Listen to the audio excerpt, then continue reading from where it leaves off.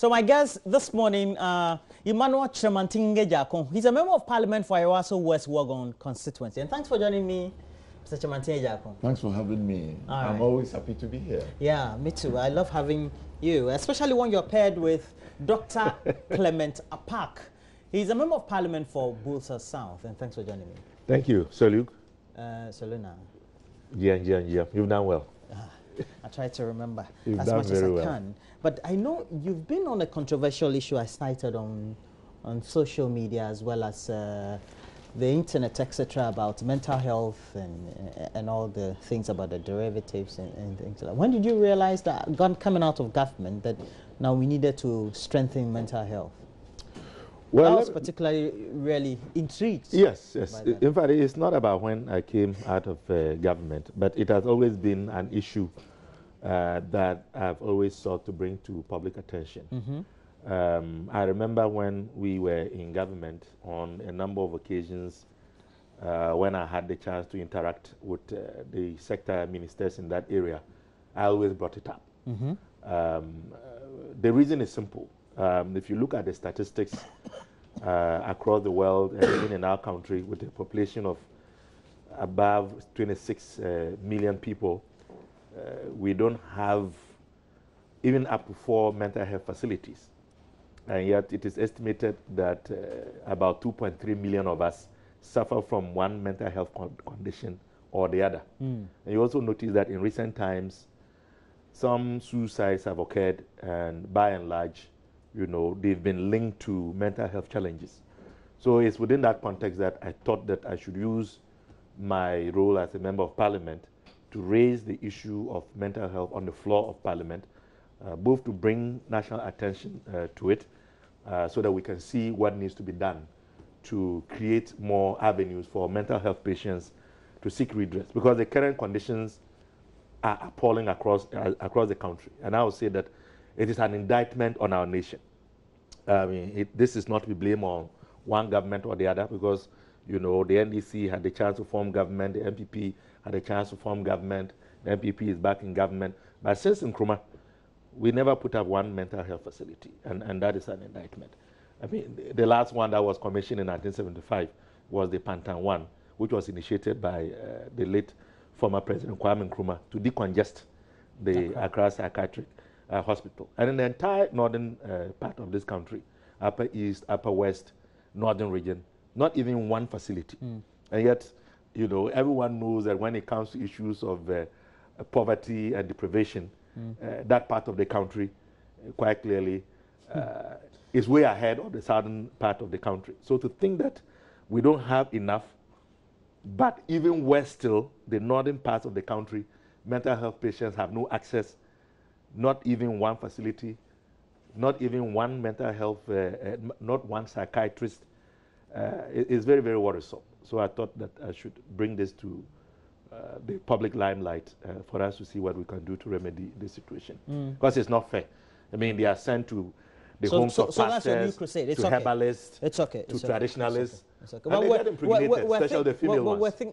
If perhaps you had advocated that for one of the things that we needed to do, okay, critically, maybe we could have negotiated for one of those notable buildings, or perhaps one of those intersections we built to have an added... no, but it's not too late. Okay. It's not too late, because 2.3 million of but us... let's look at this. Well, and either you or me, we could be in need of mental health care at any time.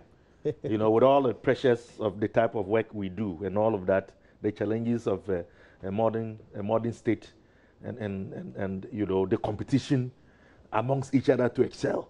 All of these put pressures on us that hitherto we didn't have to face. So the need is even much more dire now than before. Let's look at other substantive issues. Don't you want me to comment? Oh, okay. Roland. But he was in the house when I read my statement. Yes, I think I just left the chamber when you started. Sure. Well, good morning to viewers, and good morning to you and to Thank you too. Thank you too. So sorry, I forgot to say good morning. I really apologize. But you said to your constituents, so they should be happy. I think it is a matter that must be forcefully brought to attention of all of us. I think that there's a social and cultural context about mental health in this country, which is not helping at all. For some reason, I don't know what happens in the north, but in the south, where I grew up, any hint or sign of mental health was taken on as Bunsamyare is a spiritual disease. That's right. It's from the devil. I think that we couldn't wrap our minds around the fact that just as my stomach will hurt me, part of your brain could also hurt you. And it is I think that we have allowed that social and cultural understanding to continue for too long. So anybody that shows any signs of mental health is ostracized. And I believe that is what has carried on with all of us into government. Mental health has become an afterthought in health planning. Otherwise, like he has rightly said, why is it that there in virtually every regional, in every region there's a regional hospital? In the 216 districts, at least in 120 districts or so, there are, excuse me, there are district hospitals. Why haven't we thought of constructing more mental health facilities? It has become an afterthought. I must admit that over the last 10 years or so, issues have come up, and I want to commend people like Dr. Kwesi Osei, Dr. Sari, who really have stood against the tide. I think that even, I stand for correction, but even in medical school, it had not been a very popular subject to choose and do. Everybody wanted to be a physician or an obstetrician or a surgeon. You would rarely hear people want to go and specialize in psychiatry. It became a fringe of the practice. All right. But look, they will tell you that every human being could have a mental health issue. And it is a spectrum. It's a spectrum from almost innocuous. All of us here may have some a certain form of a depression or something. All of us, Roland. Okay, so I really think that we must all support this call. It is imperative. We must do something about it. We must move it away from a fringe and make it a pillar in the healthcare delivery system. Of course, I must admit that lately, in designing all the mental district health facilities, the instruction is that a psychiatric unit must be added on for community psychiatry and the rest. I think that's a focus now, because you right can keep camping people as if they were in bed. I think that's a pre-independence colonial mentality. I think that is the. I think that is the important thing is to have the avenue for them to seek redress. Because in the West and especially in the UK, in Europe, and in America, it's more the detentions really are to the extremes. And unless the person shows signs, or in the estimation, he shows signs that he will hurt himself or he will in the extreme cases. Yeah. That's right. So all right, but let's move on to this issue. It's about the Supreme Court ordering the Attorney General to retrieve, we're told, 40 billion looted state funds. The story is on page... the Attorney General or the Auditor General? I think it's the Auditor General. The Auditor General, sorry. I saw AG, so my mind had been... I guess my mind is running before my mouth. So it says... the Supreme Court yesterday ordered the Auditor General to surcharge persons found to have misappropriated state funds amounting to some whopping 40 billion Ghana cedis. And is a case that Occupy Ghana champion is sued the Auditor General for refusing to exercise a constitutional mandate to surcharge persons whose conduct caused financial loss to the state. Well, it's another thing having a court case and the reality or altruism, getting to have the people pay what they have to pay. And I have to start with you, Mr. Chimantini Japon. What do you make of this ruling? Well, did you say 40 billion? 40 billion. And debt overhang is 122 billion. So we have all these monies that I wouldn't say all of it has been stolen, misapplied, misapplication of funds. Yeah. A lot of it is misapplication. Me and him, we travel on government impress and we come back and we don't retire and all of this. So all those things are part of the country. Yeah, but you know, I think that the challenge we have had as a nation is that we have not applied the law to the letter. Okay. 40 billion, if we are able to even recover half of it, then we might not have to go. In the last 4 or 5 years, we have gone to. Is it old cities or new cities? 40 billion cities. Oh, okay. Ghana cities. Yeah, it's the current city. In the last 4 or 5 years, we have gone to the market 3 or 4 times and have borrowed $1 billion each.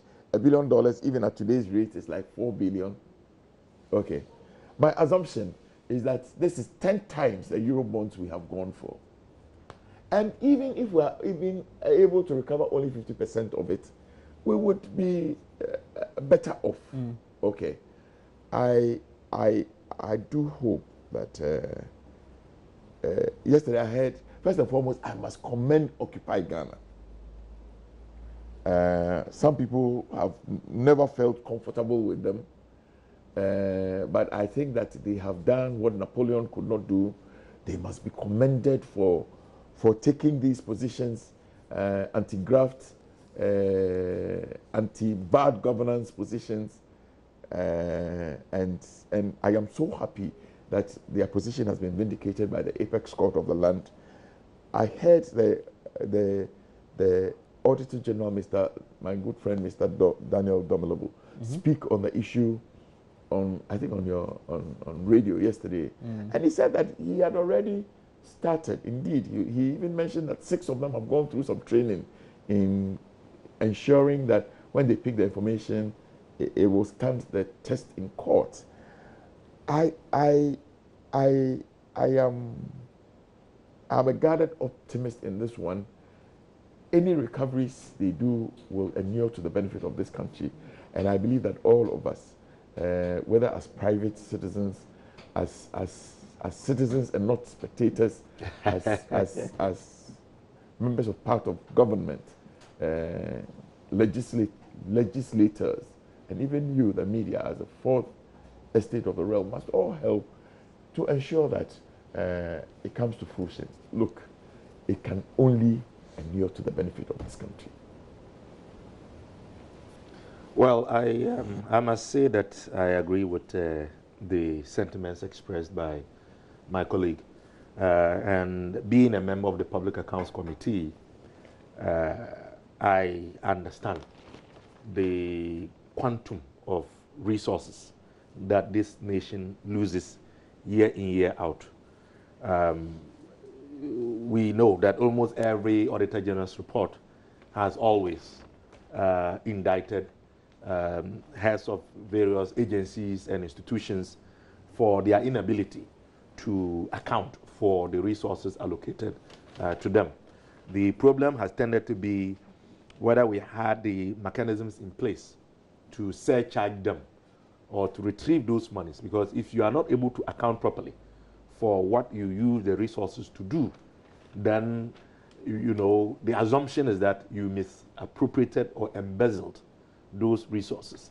So if indeed the apex court of the land has agreed with the reliefs sought by Occupy Ghana to the effect that the Auditor General indeed is clothed with powers to surcharge and to retrieve these monies which should serve our collective interests, which may have ended in private coffers and in packets. I think that it is a good thing. In fact, it makes our work as a Public Accounts Committee easier. But we are even advocating that as we are looking at the amendment of the Constitution, we should look at augmenting the powers of the Public Accounts Committee. Our colleagues in different parts of the world, different parts of the continent, and I always like to use the Ugandan example, they actually have the ability as a committee to cause the arrest and prosecution. The Ugandan Public Accounts Committee of Parliament. Yes. So, for example, even in their sitting, there is a police officer or 2 present, so that if it is determined that you are not able to explain why you know, you have not provided receipts to cover. Then you are held on suspicious grounds. Immediately. Whilst investigations continue. Immediately, without delay. So, but because this is the way we are going to deal with this perennial and annual fleecing of the people of this country. And this is not confined to any party. If you look at it, and you know, I even think that we should go further to remove the political class from the forefront. It is the public and civil servants. There's no reason why a minister should come and sit and answer questions. It is the chief directors. Those who engage in the spending. The spending. But what tends to happen is that the political class, the ministers come and sit and take all the heat, and the persons who actually spend the money, they are sitting behind them. And so the impression is created that it is the political class, it is the politicians who are fleecing the country. Because politicians come and go. Political parties rise and fall. They win and lose power. But what has been constant has always been the civil and public service. So what does that tell you? We must begin to put the pressure and focus the light on the component in our structure, which is constant. So that every year, as we see these reports of the nation losing 4 million, 5 million, 4 billion, 5 billion, they should be held accountable. And I believe that that is the way forward. So we all welcome this decision, and we will see how it is going to be implemented. But I think that it is certainly one in the right direction. And I must say that the Auditor General, the current one, is very proactive. We've had a number of meetings with him as a committee because by and large our work is dependent on his work. So we are always in constant interaction. And he has very innovative ideas of how we can all do what is expected of us to ensure that we protect the public interest. So I think that it is a decision that is most welcome. But Mr. Chimanteya, if we want Parliament to be empowered, and we know in the US the various Senate committees are very powerful because they have mandated that institution to be as strong a check on the executive as it can. And we know even what has happened with Watergate and all the things that have happened with the communist probings back in the 50s and 60s, etc. And even what is happening the Russian currently, influence. You know, how powerful should they be? I think that the president was in Germany sometime this week, and at a meeting with the Konrad Adenauer Foundation, he was explicit that he thinks that if we need to change the constitution so that Parliament will exercise the exercise of Parliament over the executive will improve, we should go ahead and do it. This is a matter that has to be debated by all of us one of these days. I think that's the nature of our constitution, where there is a mix of executive and legislature, tends to blunt the oversight sometimes. Probably it might be useful to have, like the example you that used, I gave. very clear distinction. I believe that there was some wisdom when Montesquieu, is that him, proposed clear separation of powers. Okay. From my little experience as a legislator, I think that if this country is going to go forward, okay, certainly the work of Parliament, the ability of Parliament to exercise its powers, the powers conferred on it by the Constitution, must really improve and come up. Okay. You approve, like this year, we have approved a budget of, is it 64 billion, colleague? Is that right? The budget we approved is about 64 billion. We have put this in the hands of the executive. Somehow, somebody must be oversighting the spending regularly. We should not wait till the end of the year, after the budget cycle, after the budget has been implemented, and there is an audit, and then we begin to find all the mistakes and all the faults. So yes, we must improve the standing of Parliament. But I also believe that it is not just Parliament alone. Dr. Apaak keeps referring to the Auditor General, I believe the time has come for us to find the best practice. What are people doing in some other jurisdictions that is cutting down this abnormal loss of public revenue we confront every year? It doesn't seem to be going away. It doesn't seem to be abating. All right. I believe that even in the best jurisdictions, you will still find some lapses, some losses, some misapplication, but it is at the minimum. Ours is not comfortable. If you have a budget of 64 billion, and then you find that 5 or 6 billion has been misapplied, I think it is too high a percentage to for us to continue to let this happen. Okay. So how strong should we make the Parliament's committee that's supposed to be responsible for this, and how should they be acting in a way that is in conformity to? Well, I think more generally, I would like to look at it also from the perspective of amending the Constitution. I think that the process is ongoing. I believe that what is going to happen is that Parliament is going to have a chance to look at the proposed amendments to the Constitution, and we can make contributions. But to be honest with you, the way it stands now, it will be difficult for Parliament to be effective in its oversight responsibilities over the executive if we continue to maintain the current status quo in the Constitution, which says that at least 51% of the ministers. More than 50% should come. Yes, more than 51%. More than 50%. More than 50% should come from the legislature. And it's very obvious. I mean, how do you truly hold your appointing authority accountable? You know, you are a member of the executive and you are a member of the legislature. So that really, it creates a situation for us. And as human as we are, you can't expect that the president gives you an appointment as a minister, a deputy minister, they bring a bill or they propose an amendment to a law, and then you stand up and try to argue against that or oppose it on the floor of Parliament. I mean, guess what? The next day, your position could be taken away from you. Yes. So if the president truly means business about seeing Parliament have effective oversight over the executive, then I think certainly we should push along very quickly the needed amendments so that there is no, if you like, direct linkage where you don't have persons being the points of intersection between the executive and the legislature. But with regards to the Public Accounts Committee, as I said, in a similar vein, we have the authority to look at the expenditure. After the resources have been disbursed to various ministries, departments, and agencies to expend on behalf of the people, we then have to scrutinize whether those resources were properly applied and whether we got value for those resources. And if there is any indication from the Auditor General's report that something went amiss, somebody embezzled funds or cannot explain or justify how and why certain resources were used for some activities, then we should be able to immediately do what the Ugandans do. We shouldn't have to wait. We need teeth to bite. We have been accused of all kinds of things because a lot of Ghanaians don't understand that the Public Accounts Committee is constrained.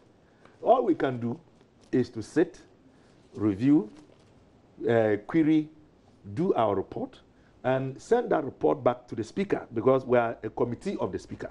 And then when the Speaker receives that report from our committee, a decision is then made about what is to be done. We don't have the ability to directly exact any punitive or coercive action that can cause us to retrieve monies immediately. It's indirect because some persons, knowing that they are going to come and sit in front of the committee with the cameras and all of that, usually will quickly try to rectify. If it is some auctions that occurred and they have not paid the proceeds to the non-taxable account of the state, they quickly may go and pay and then bring those receipts, knowing fully well that we would ask to see the receipts. And in our last sitting, it did happen. So we have an indirect influence on getting people to do the right thing. But I think that is not sufficient. Okay. We need a lot more direct way of compelling people to do what is right and to hold them accountable for doing what is wrong. Okay. There's a story on the front page of the Daily Guide. It says MPP has removed taxes on spare parts. And Mr. Chamantejakun, what does it all mean? Ask that question again. MPP has removed taxes on spare parts. Yes, yesterday, customs bill, there was a customs amendment to the customs law. And if all of us would recollect, in the budget statement, the Minister of Finance, presenting the budget for and on behalf of His Excellency the President, stated that the government intends to remove taxes on spare parts. Okay. And this was to lighten the burden on my sister Yabedu, who said I should say hello to you this morning. Thank you. All right. Ultimately, it is about our brothers and sisters who have to take trotro. A cost build up for transport, all of us know. A major component is the price of spare parts. Okay. Governments, in wanting to lighten the burden of the ordinary Ghanaian, decided that we will remove the duty element on spare parts so that we could see the prices of spare parts coming down. Ultimately, we believe will reflect in the pricing of transport fares. We promised this, and this is what has been delivered by an act of Parliament yesterday. In the argument, I sat back and I was baffled by the arguments that the minority put up. I was completely flabbergasted. You know, they raised some issues. First, there were issues about common external tariffs. Mm-hmm. It was explained. Indeed, the propaganda had gone out there that, there was a common external tariff regime and that you couldn't get out of that common external tariff regime. Ultimately, it was explained that we were able to do it, and indeed we have done it. One of the issues that were raised was about why is it, I had these arguments and I'm telling you, I was baffled. Why is it that you told the people that you will take duty off, but you haven't taken off VAT? You know, sometimes I sit back and say, you had opportunity to do something for the good people of this country for 8 years. And you couldn't do it. Look, there is an expression. Is it an idiomatic expression or example? Half a loaf is better than no bread at all. What is it? Half a loaf is better than none, actually. Yeah, no bread at all. the saying is half a loaf is better than none. That's right. Of course, but the interpretation is no bread at all. A reference to bread, yes. They complain about why are you not taking away VAT? So they were telling us we should go and tell the Abosokai people that when they will just tell, what this government said is that we will take out the duty element. There is a duty element, there is a VAT element, and all the others. But at least a government has considered that in an attempt to lessen the burden of the ordinary Ghanaian, let us take the loss of revenue. It amounted to over 95 million cedis. And let's ensure that it filters into the cost Yabedu pays from Medina to East Legon every day.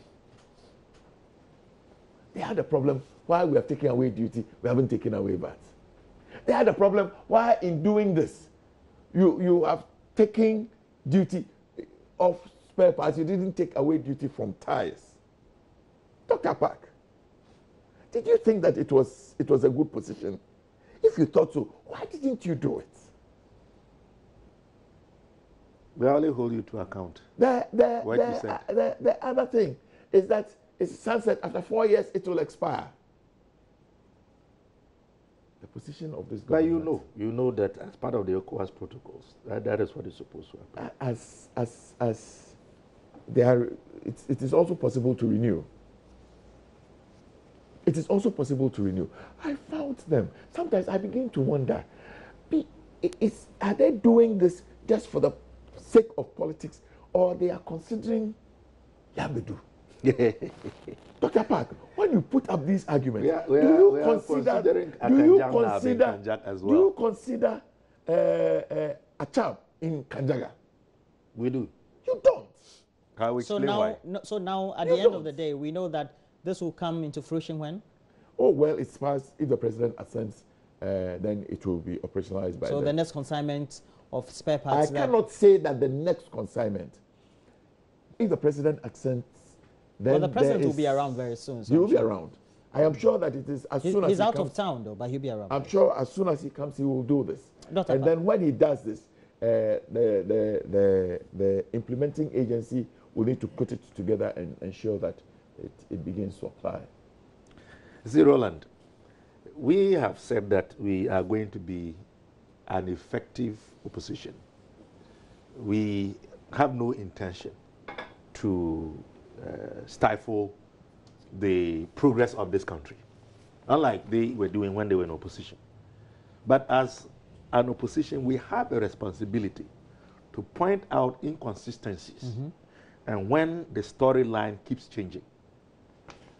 We know, we all campaigned. They campaigned, they made a number of promises. We campaigned, we made a number of promises.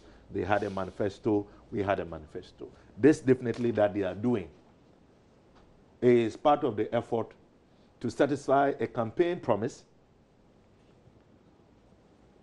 But in doing so, the narrative has changed. When you tell the people that you are going to remove taxes on spare parts without defining what a spare part is, quite clearly you can understand that we have every right to have difficulty. Roland, in your definition, what is considered a spare part? We had to draw their attention to this. Can I interrupt? We had to draw their attention to the fact that you were making this proposal without even defining what you mean by spare parts. So now have all the spare parts been categorized, and then are they applicable in this instance? Well, we are still asking the questions. I mean, some people will consider a used tire a spare part. Think about a spare part, a part of a unit. Okay. So a tire is a spare part. Well, we have to wrap up our discussions. And you understand? So we are merely holding them accountable and letting them know that they have been somewhat deceitful in terms of the promise that they made and what they are now actualizing. And to think that a VAT doesn't constitute tax, I mean, you agree, it adds up. So I don't know why the majority is not simply just, you know, eating humble pie and agreeing that our critique of what they said they would do, how they are doing it, and what they have done is not commensurate with what they promised the people. Well, our argument is very straightforward. But this should be good news for the ordinary importer of spare parts, or so to speak, vehicle parts, or whatever it is. It's going to make Ghana a dumping ground. Oh, I've argued this point as well, because unscrupulous importers are going to take Mr. Chairman, advantage of this situation. Is that a founded concern? And you know, you are the chair of the Committee on Science, Environment and Technology. Let me say that governments of various types have removed duties on, for instance, government removed the duties on mobile phones, did Ghana become a dumping site for mobile phones? I mean, what kind of logic is this? Government removed the government after much pressure. When we were in power, we removed duties on mobile phones. We removed things on condoms. We removed duties on putusi. I don't know how the floaters for fishing nets. We removed duties. They came and imposed it, and then after some time they found that it was a useless venture, so they removed it again. When you remove it, has Ghana become a dumping ground for these things? But you know, the need I say, to has dump Ghana waste become by a the so-called dumping advanced ground? countries is very high, and you can be sure they will take advantage of this situation. No. It's a cautionary tale. Let's be aware. Oh, whether we like it or not, we will have our say. It is okay you will have your way. It is okay to say that we must be cautious so that Ghana doesn't become a dumping Then we ground. agree. But to say that because you have removed the duties, Ghana will become. I have dealt with players in the import-export sector. And we removed duties. Well, that's for our discussions this morning. Take advantage. And Your government Emmanuel continues that. Chamantinge Jakun is the Member of Parliament for Ayawaso West Wuogon constituency, and for Busa South we've had Dr. Clement Apaak. But